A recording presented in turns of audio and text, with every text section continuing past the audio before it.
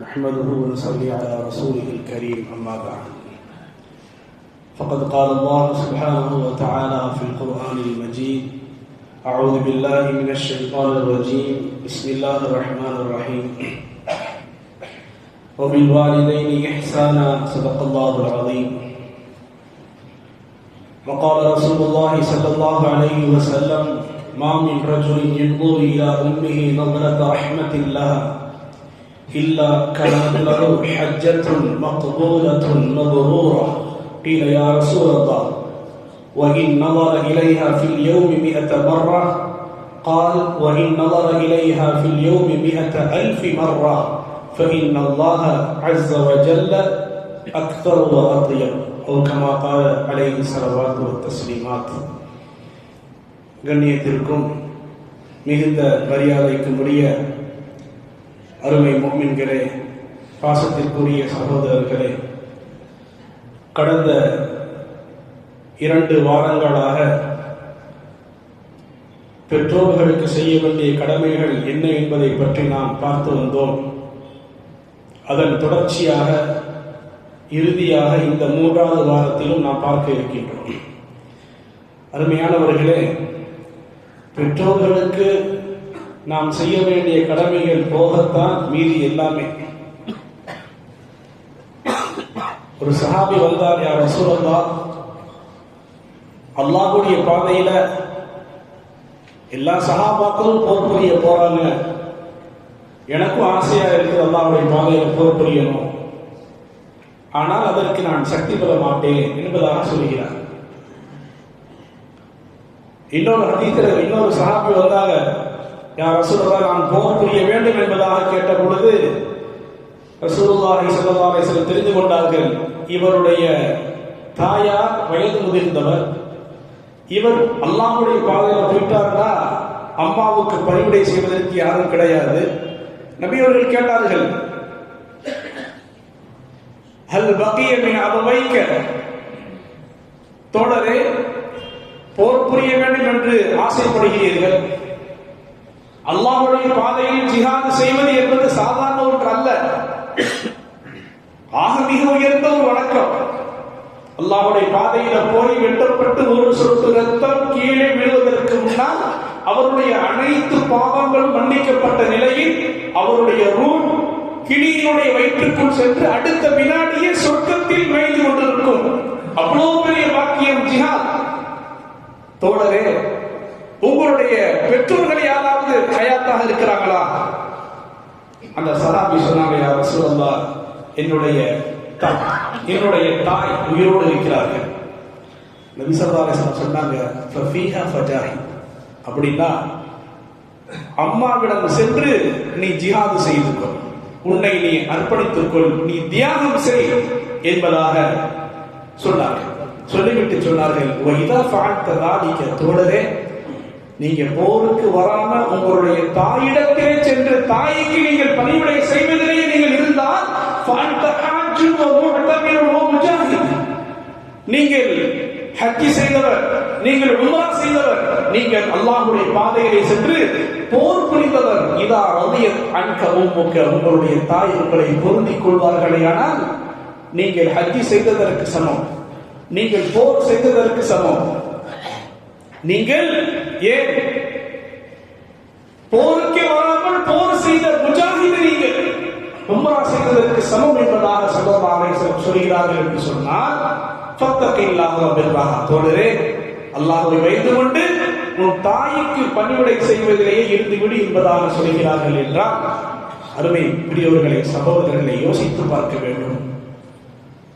இந்த பெற்றோர்களுக்காக செய்யக்கூடிய அந்த ஹித்மத் பணிவிடை, ஃபர்தான தொழுகைகளை இமாம் ஜமாஅத்தோடு வந்து தொழுவதை விட, அல்லாஹ்வுடைய பாதையில் உயிரை பணயம் வைத்து அல்லாஹ்வுடைய பாதையில் போர் புரிவதை விடவும் மிக மேலான ஒன்று என்றால், இன்று நம் முஸ்லிம் சமூகத்தில் எத்தனை பேர் பெற்றோருக்கு உதாரணம் செய்கிறார்கள். நேற்று கேள்விப்பட்டேன், என் நண்பர், அவருடைய நண்பர், என்னுடைய நண்பர் சொல்கிறார், ஹஸரத், இந்த மனிதர், அவரை பத்தி நான் விசாரிக்கிறேன், உங்களுடைய அந்த நண்பர் இருக்காரு, நீங்க உம்ரா போனீங்கன்னா ரமதான்ல அவரை நீங்க என்ன செய்யுங்க, சஹருடைய சாப்பாடு கொடுப்பதற்கு ஏற்பாடு செய்யுங்கன்னு சொல்லும் பொழுது அவனா அவங்க அம்மாவுக்கு எப்ப ஸ்ட்ரோக் வந்துச்சு உடனே அவன் பொண்டாட்டி கொண்டு தனி வீடு கொடுத்து போயிட்டான்.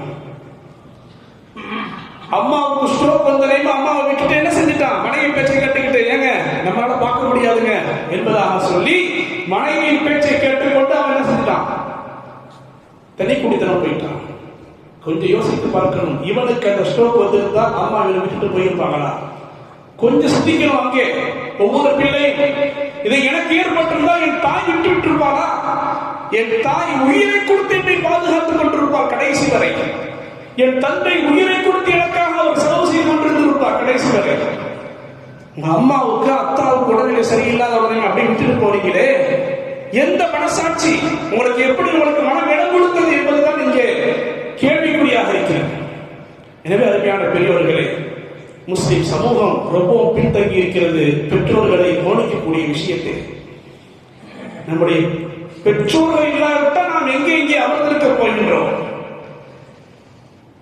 ஒரு தோழர் கேட்டார், யார் ரசூலல்லாஹ், நான் சம்பாதிக்கக்கூடிய எல்லாத்தையும் அத்தா எடுத்துக்கிறாரு, நான் சம்பாதிக்கக்கூடிய எல்லாத்தையுமே அத்தா எடுத்துக்கொள்றாரு. நபியர்கள் அழகான ரத்தின சுருக்கமா ஒரே வார்த்தை சொன்னாங்க, தோழரே அந்த லி அபீக, நீங்களும் உங்களுடைய பொருளாதாரம் எல்லாம் உங்க அத்தாவுக்கு சொந்தமானது. ஒரே வார்த்தை முடிஞ்சு.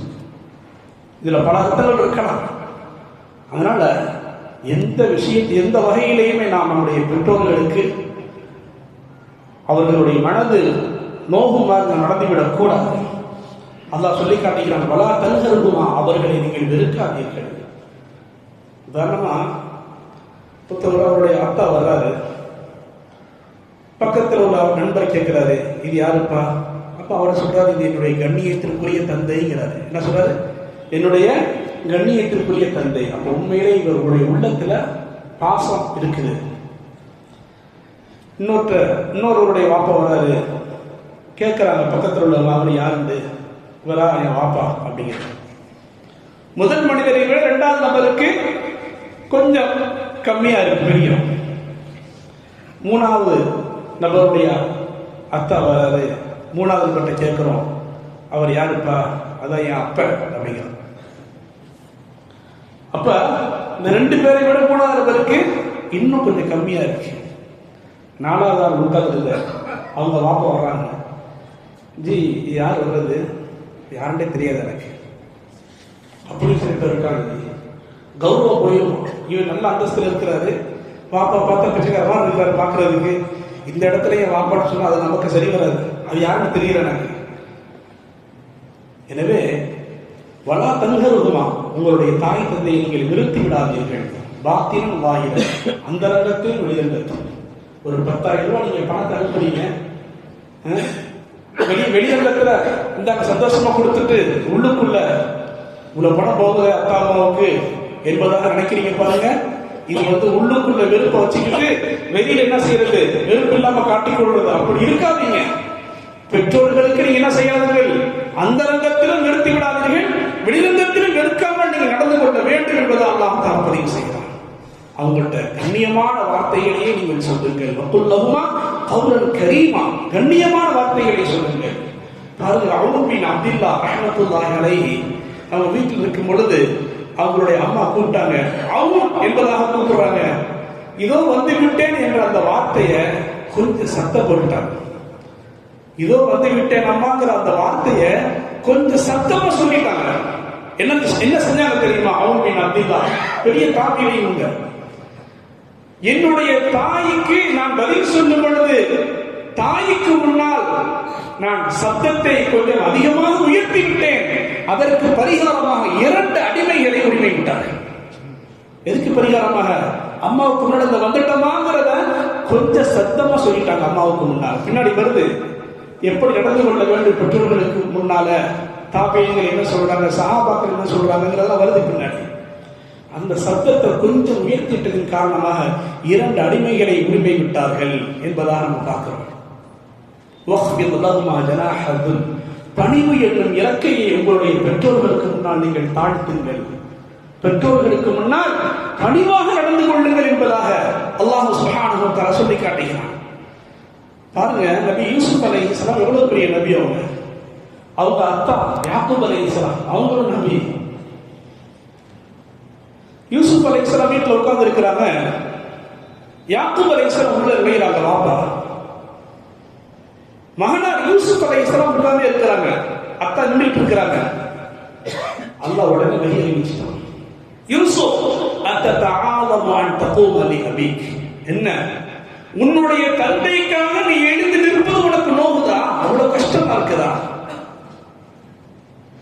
வஇஸ்ஸதி வஜலாலி, என்னுடைய கண்ணியத்தின் மீது ஆணையாக, என்னுடைய மகத்துவத்தின் மீது ஆணையாக, லா அஹ்ருஜு மின் சுல்பிக நபியன் கத், உன்னுடைய முதுகந்தண்டிலிருந்து ஒரு நபியை கூட வெளியாக்க மாட்டேன். இவ்வளவு பெரிய பனிஷ்மென்ட் பாருங்க. நபி யூசுப் அலைஹிஸ்ஸலாம் செய்த தவறு என்னங்க? அத்தா நின்றுட்டு இருக்கும்போது உட்கார்ந்து இருக்காரு.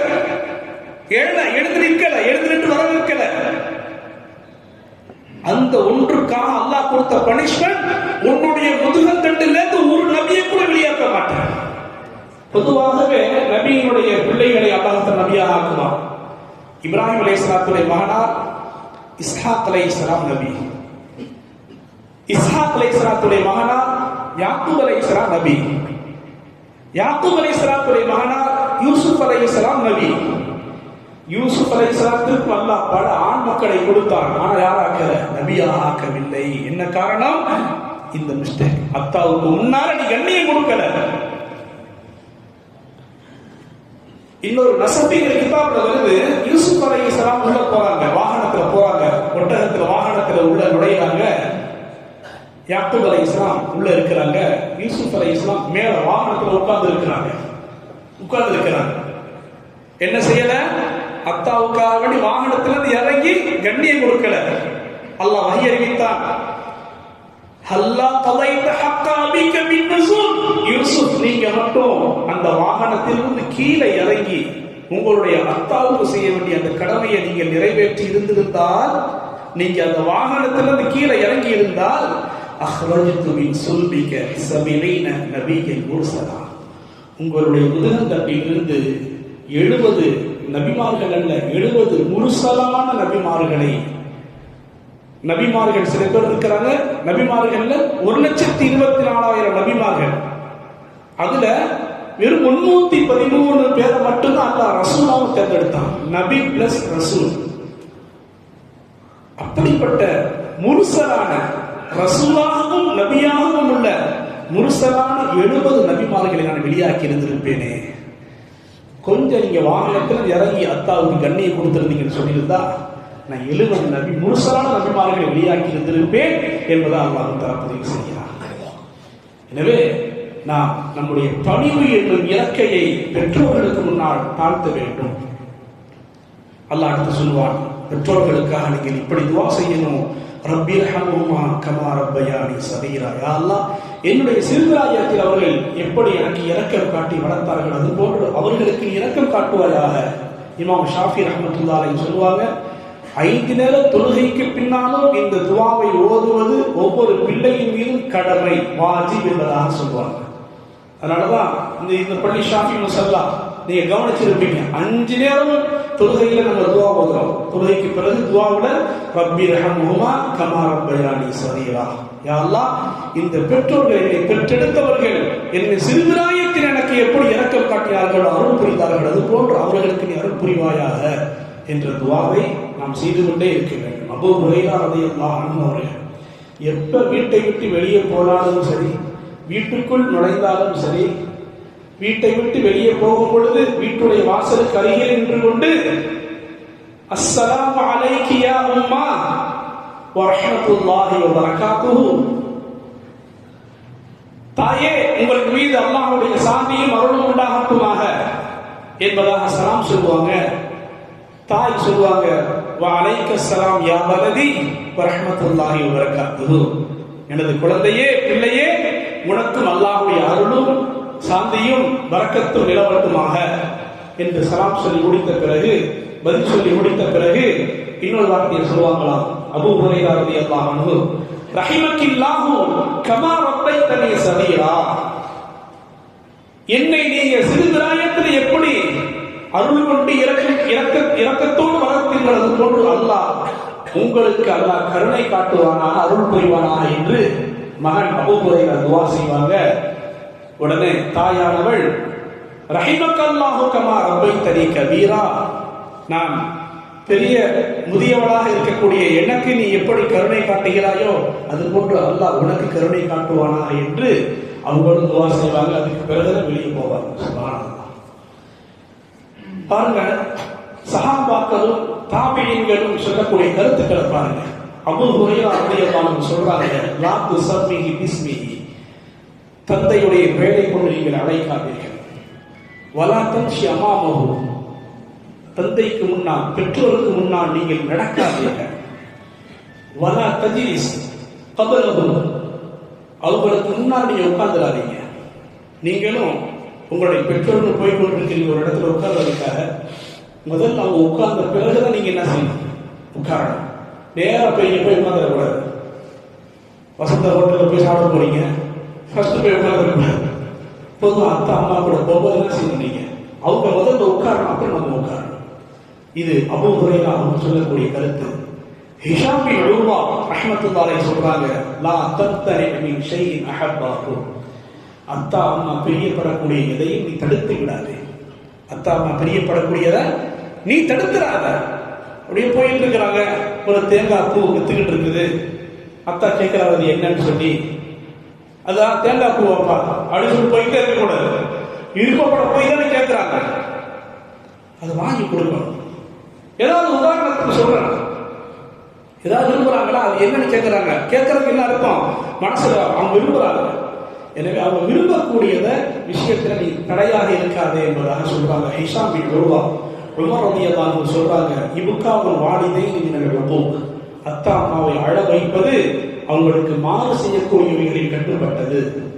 ஹசன் ரலியல்லாஹு அன்ஹு சொல்றாங்க, அவங்கள்ட்ட ஒரு மனித விஷயமாக கேட்கப்பட்டது. ஒரு மனிதர் தன்னுடைய தாய் தந்தைக்கு நன்மையை ஏவுகிறார், தீமையை தடுக்கின்றார். இவர் விஷயத்துல நீங்க உங்களுடைய கருத்து என்ன? அத்தா அம்மாவுக்கு நன்மை ஏவுகிறார், தீமையை தடுக்கிறார். அத்தா குடிகாரரா இருக்கிறார், அப்பா மது அருந்தாதீங்க, அப்பா ஹராம நரகத்துக்கு போயிடுவீங்க, தடுக்கிறார். அப்பா 5 நாள் தொழுங்க, அப்பா இந்த ஏவுற நன்மை ஏவுறாரு. இவர் இந்த பிள்ளை விஷயத்துல உங்களுடைய கருத்து என்ன? ஹசன் ரலியல்லாஹு அன்ஹு சொல்றாங்க, சொல்லக்கூடியது அத்தா அம்மா ஏற்றுக்கொண்டால் சரி, வகின் கரிஹா, விருப்பார்களேனால் ஃபதலுமா, அதை நீங்க விட்டுறணும். ஒரு தடவை சொல்லி பார்க்கணும், மது அருந்தாதீங்கன்னு. டே போட எனக்கு தெரியும் நான் சொன்னாங்கடா, அடுத்தவங்க என்ன செய்யக்கூடாது, அவங்க தடுக்க கூடாது, விட்டுறணும். காரணம் இதுதான், ஒரு பிள்ளை தன்னுடைய பெற்றோர்களோடு எப்படி நடக்கணுங்கிறது இதுதான் முறை, இதுதான் அளவுகோல். தொடுகலையா அத்தா அம்மா சொல்லி பார்க்கணும், போ எனக்கு தெரியும், பார்ப்பதற்கு அமைதியா இருக்கு, அடுத்தவங்களுக்கு செய்ய வேண்டிய கடமைகளை நம்ம செய்ய ஆரம்பிக்கணும். முஜாஹித் ரஹ்மத்துல்லாஹி சொல்றாங்க, தொழுகைக்காக அழைப்பாளர் அழைக்கின்றார். அல்லாஹு அக்பர், அல்லாஹு